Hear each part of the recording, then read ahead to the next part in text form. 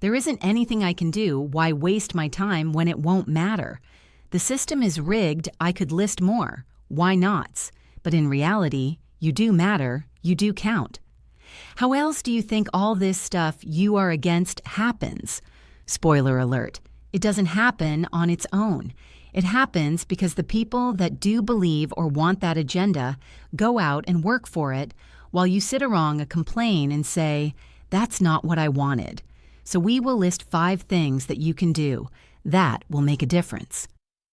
Part 1 of the cost of doing nothing. Talking. We're living in an age where it's easier than ever to surround yourself with agreement. Algorithms make sure your feed reflects your views. Friends and family know which topics to avoid, and the people who might challenge you, they're just a swipe away from being unfollowed. It's peaceful, comfortable, and frankly, lethal. The truth is, our country isn't broken because people disagree. It's broken because people have stopped talking across the disagreement. We've traded in the messy human business of dialogue for the false security of echo chambers. And in doing so, we've lost the ability to even understand each other, let alone work together. Here is a conversation that went sideways, but was worth it. A while back, I sat down with an old friend, someone I'd shared beers and stories with back when politics were just background noise. But things changed. He took the MAGA route full throttle, and I didn't. Still, we met for coffee. Within 10 minutes, it was clear. We weren't going to agree on much. The election, the media, January 6th. His tone got sharp.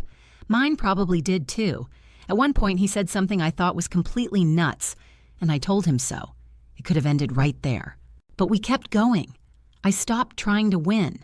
I started listening, asking questions, not to catch him in contradictions, just to understand how he got there. And somewhere in that mess, something softened. Not agreement, but recognition. We walked away still disagreeing, but we also walked away still friends. And now, oddly enough, he sends me articles, some ridiculous but some thoughtful, and I send him a few back. We don't always read them, but we send them.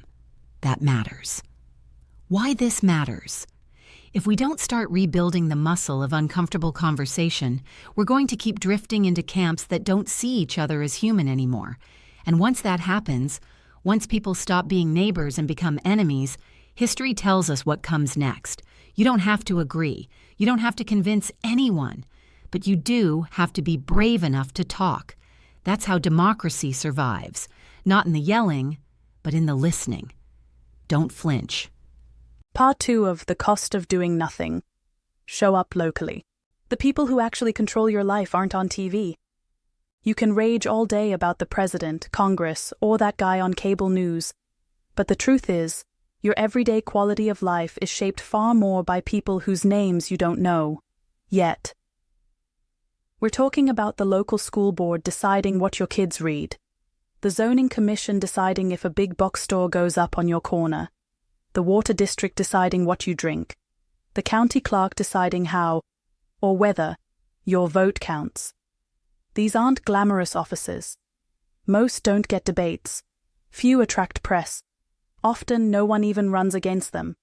Which means that, the fewer people show up, the more power each person has. Want influence? Be there. Real power is often unattended. In many local elections, turnout is under 20%. Sometimes it's under 10%. That means a dozen people at a school board meeting can sway policy. One vote can decide who gets to redraw your district map. Your absence is someone else's opportunity. What showing up looks like. Attend a city council or board meeting. They're public and sometimes online. Ask a question.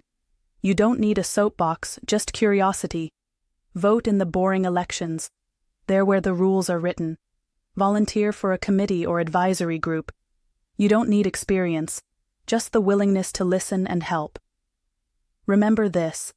The people who affect your daily life, traffic, schools, bills, clean water, housing, voting access, don't have to go viral to be powerful, and they don't need millions to win. Sometimes they only need you not to notice. Part 3 of The Cost of Doing Nothing. Vote in the primaries, the extremes win by default. By the time you vote in November, the real choice has already been made, often by just 1 in 10 voters. That's not a metaphor. In many districts, primary turnout is under 15%. That means a small, highly motivated, often ideologically extreme group picks the candidates. You're left choosing between 2 people, handpicked by the far edges of the political spectrum. So if you're wondering why our national conversations feel hijacked by outrage and slogans, look no further than the primaries. Moderates don't lose because they're unpopular. They lose because they don't show up. The cycle. We're stuck in primaries are held in the spring or early summer. Most people don't vote. Candidates cater to the base, not the middle, to win the primary. By November, you're choosing between extremes. People feel disillusioned and disengage even more. This cycle feeds itself, and extremists know it. What you can do. Mark your local and state primary dates. They're different everywhere. Vote early if you can. Don't let a long workday or a flat tire stop you. Encourage independents to check if they can vote. In some states, you need to register with a party before the primary to participate. This is where your vote has the most impact. A few hundred votes can swing a district, and a moderate challenger can win, if moderates show up. Share this. Part 4 of The Cost of Doing Nothing. Fund local journalism. If you don't pay for truth, you pay for chaos. There was a time when every city council meeting, school board vote, and budget proposal had a reporter in the room. Not because it was glamorous, but because someone needed to keep watch. That was the role of local journalism, the quiet watchdog making sure decisions were made in the light of day. But today, many of those newsrooms are gone. Shrinking ad revenue and the rise of free digital content gutted local papers. Hedge funds bought what was left, stripped them for parts, and left ghost publications behind. And into that vacuum rushed social media, faster, louder, and rarely accountable. But Facebook doesn't report on your school district's budget hearing. TikTok won't tell you when your mayor quietly signs a zoning change that affects your property taxes. Twitter doesn't sit through 6-hour planning commission meetings.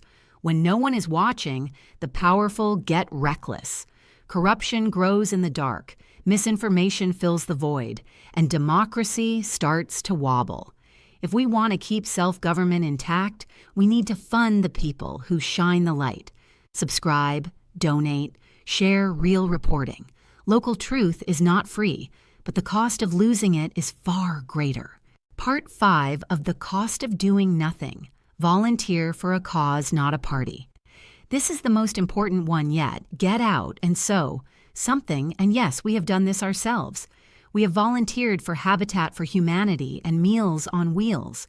We are involved in local civic groups. We go to Chamber of Commerce events. Your country doesn't just need voters, it needs neighbors.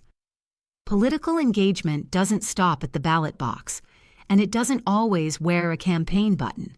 Some of the most patriotic acts happen quietly. Building homes with Habitat for Humanity, tutoring kids after school, delivering groceries to neighbors, or mentoring young people who need a role model. You're in quicksand and Tarzan throws you a vine. What happens now is up to you.